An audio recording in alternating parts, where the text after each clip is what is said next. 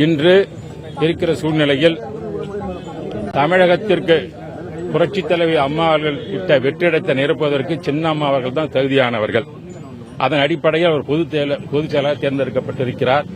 அதே அடிப்படையில் தான் நாங்கள் மீண்டும் அவர்களுக்கு வேண்டுகோள் வைப்பது ஆட்சி பொறுப்பையும் ஏற்று நடத்த வேண்டும் என்று. ஏனென்றால் கட்சியினுடைய பொறுப்பும் ஆட்சியின் பொறுப்பும் ஒரு இடத்தில் தான் இருக்க வேண்டும். கட்சியானது மக்களுக்கு நல்லது செய்வதற்காகத்தான் கட்சி தலைமையானது தேர்தலில் வாக்குறுதிகளை கொடுத்து அதன் மூலமாக ஆட்சிக்கு வருகிறோம். வந்த பிறகு அதே கட்சியின் தலைமை தான், அந்த கட்சி தலைமை யார் இருக்கிறார்களோ அவர்கள்தான் எல்லா திட்டங்களும் சிறந்த முறையில் செயல்படுத்த முடியும் என்பது என்னுடைய கருத்து. அதன் அடிப்படையில் தான் இன்று இந்த அறிக்கை தந்திருப்பது. புரட்சித் தலைவி அம்மா அவர்களிட்ட பணியை தொடர்ந்து செய்வதற்காக கழக பணியாளர் இருக்கட்டும், மக்களுடைய ஆட்சி பணியாளர் இருக்கட்டும், செய்வதற்கு சின்னம்மா அவர்கள் அந்த பொறுப்பை ஏற்றுக்கொள்ள வேண்டும். உடனடியாக தமிழக முதலமைச்சராக பொறுப்பேற்க வேண்டும் என்று வேண்டுகோளை வைத்திருக்கிறேன்.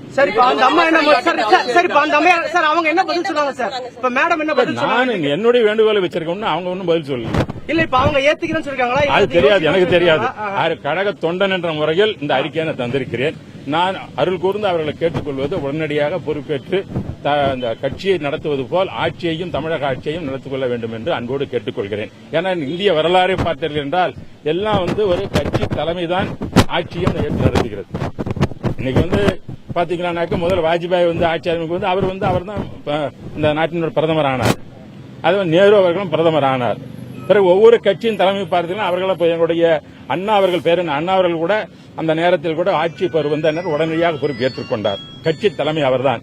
அதே போல புரட்சித் தலைவர் அவர்களும் ஆட்சிக்கு உடனே பொறுப்பை ஏற்றுக்கொண்டார். அதுபோல அம்மா அவர்களும் ஆட்சி வந்தவுடன் பொறுப்பை ஏற்றுக்கொண்டார். அதே கட்சி தலைமை ஏற்றுக்கொண்டது.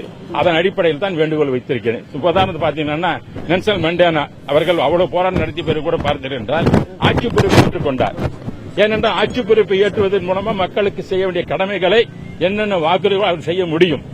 ஆகவே தான் கட்சியும் ஆட்சியும் ஒரு இடத்தில் இருக்க வேண்டும் என்பதுதான் என்னுடைய வேண்டுகோள். ஆதரவு அதிகரிச்சுட்டு இருக்கு அப்படின்ற காரணத்தினாலதான் நீங்க அவசரப்படுறீங்க. நீங்க அதுக்கு சம்பந்தம் கிடையாது. பொதுச் செயலாளர் யாரும் அவங்க தான் நடக்கும் சொல்றோம். பொதுச் செயலாளர் இன்னைக்கு யாரு கட்சிக்கு இல்லைங்க. கட்சியினுடைய கட்சி பொதுச் செயலாளர் யார்? மக்களால் தேர்ந்தெடுக்கப்பட்டது, எங்களுடைய இயக்கத்தால் தேர்ந்தெடுக்கப்பட்டது சின்னம்மா அவர்கள் தான். அவர்கள் அந்த பொறுப்பேற்ற உடனே அடுத்தது அந்த ஆட்சியும் அவர் தான் ஏற்க வேண்டும். இயற்கையானது.